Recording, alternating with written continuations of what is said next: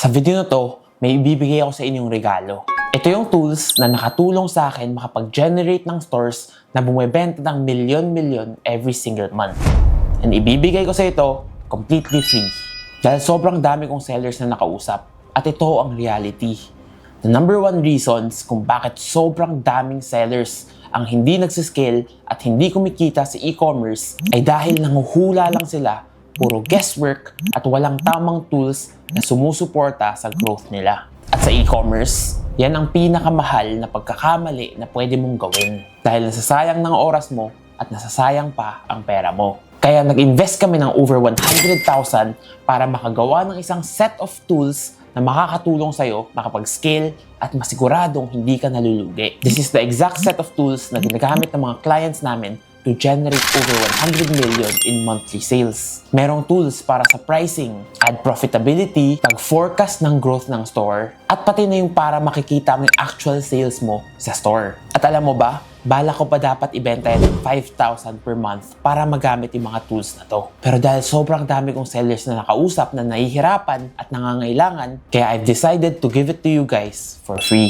At sa video na to, tuturuan ko kayo ng step by step kung paano nyo ba gagamitin ang tools na to ng tama para makatulong sa store mo. By the way, if hindi mo pa ako kilala, I'm Richmond Tan, founder of Ecom Accelerator. Sa company namin, we help sellers scale fast and smart. Magsimula tayo sa first tool at ito ang isa sa pinaka-importante na kailangan mong magamit. Ito yung tinatawag namin na markup calculator. Dahil sobrang daming sellers, hindi pa rin alam kung paano ba dapat sila nagpapatong para hindi sila nalulugi sa mga platform fees at sa ads. Kapag ginamit mo tong markup calculator, hindi ka na nanguhula. Kailangan mo lang ilagay ang 4 na bagay at makukuha mo na ang dapat na presyo mo.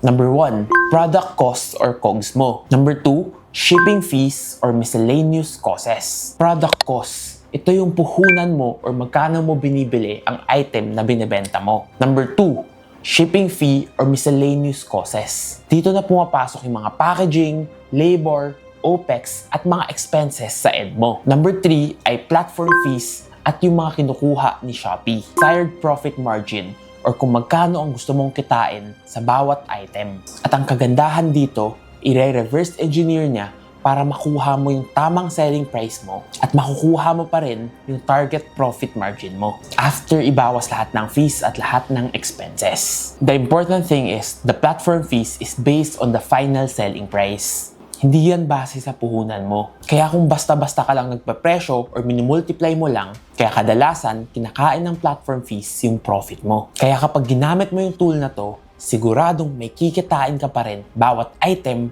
at hindi ka na malulugi. At ngayon na tama na yung pricing mo, let's move on to the next tool. At ito yung isa sa pinaka-powerful na tool at kailangan mong malaman ito kapag gumagamit ka ng ads. At ito yung break-even ROAS calculator. Gamit ang tool na to, malalaman mo kung ilan ba yung dapat na ROAS na nakukuha mo para hindi ka nalulugi sa ads mo. Sobrang simple lang itong gamitin. Kailangan mo lang ilagay dito yung selling price mo, yung cost of goods mo, at ang platform fees. At sasabihin niya agad sa'yo ang 3 bagay. Ang net profit per order mo at ang break-even ROAS na kailangan mong makuha. Kasi ang break-even ROAS mo, yan ang basis mo, ang minimum mo. At ito yung gagamitin mo na basis para malaman kung nalulugi ka ba or kumikita ka sa ads. At dahil hindi alam ng sobrang daming sellers ang break-even ROAS, ang dahilan kung bakit sila nalulugi pagdating sa Shopee at sa TikTok. At ngayon na alam mo na kung may kinikita ka ba sa ads at tama na yung presyo mo, let's talk about kung paano mo ma-reach ang target mo na sales at target mo na profit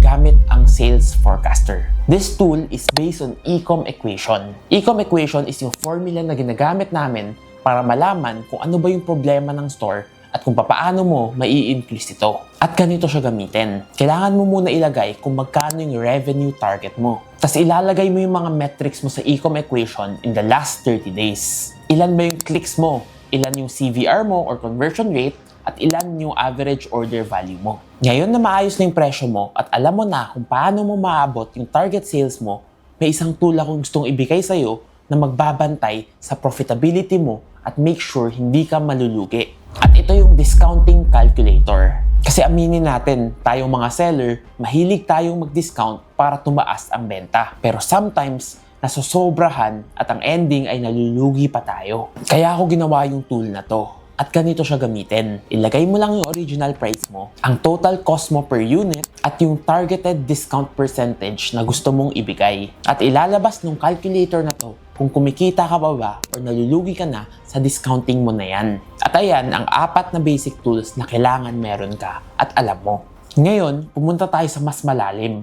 Ito yung tools na tumitingin sa actual data ng stores mo. Kasi yung 4 na tools na nauna, puro estimate lang yan base sa numero na binibigay mo. Pero itong profitability analyzer na ipapakita ko sa'yo, yan ang actual na numero na napupunta sa wallet mo. At ito ang kagandahan dyan. Pwede mong i-import diretso ang order report mo galing sa Shopee or sa TikTok. Tapos ilalagay mo lang yung ad spend mo and yung cost per product mo. At bubuuhin ng calculator ang eksaktong breakdown with each product, with your revenue, COGS, at totoong gross profit ng store mo. Kasi akala nila kumikita sila sa products nila. Yun pala, in reality, oftentimes, break-even or nalulugi pa. At ngayon na alam mo na yung kinikita mo, ang susunod na tanong ay on track ka ba sa goal mo? Ito yung ginagamit namin na tool to project monthly rate sales. Para siyang GPS kumbaga ng monthly sales mo. Ito yung nagsasabi sa'yo kung aabot ka ba sa target na sales mo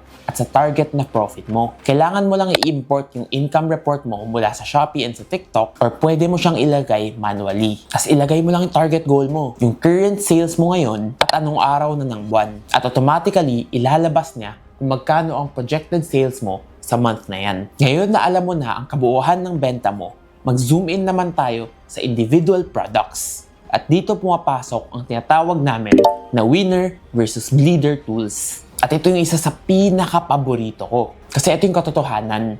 Sometimes, kahit sobrang laki ng benta mo, hindi lahat ng products mo ay kumikita. May ibang silently kumakain sa profitability mo. Sobrang simple lang nitong gamitin. I-import mo yung order report mo, ilagay mo yung platform fees at yung mga COGS ng mga items mo. And i-classify niya ang bawat SKU mo into 4 quadrant matrix. Winners, ito yung mga items na malaki yung benta mo. Ito yung mga malalaki yung potential na items mo. Cash cows, yung malaki yung profit mo at malaki ang pwede mong kitain. At bleeders, dito ka natatalo. At hindi lang dyan nagtatapos. Bibigyan ka rin niya ng action plan para ma-take advantage mo ang data na makukuha mo. Sasabihin na sa'yo kung alin yung dapat mong i-scale, alin yung dapat mong i-hold, at alin yung dapat mong i-cut na. Dahil kadalasan, kailangan mo lang patayin ang a couple of bleeder items mo and makikita mo na profitable na ang store mo. And there it is, ladies and gentlemen. Ang mga tools na pwede mong gamitin para matanggal na ang hula sa store mo and you become more data-driven and data-backed. Para makuha mo ang complete set of tools na to, sobrang simple lang. Drop me a subscribe and send me a message on my Facebook and I'm gonna give this to you for free. Kapag nagustuhan mo yung tools like this and videos where I guide you on how to use them, comment more sa comment section para alam ko. And as always, I'm Rich Montan. Keep learning, keep growing, and I'll see you in the next video.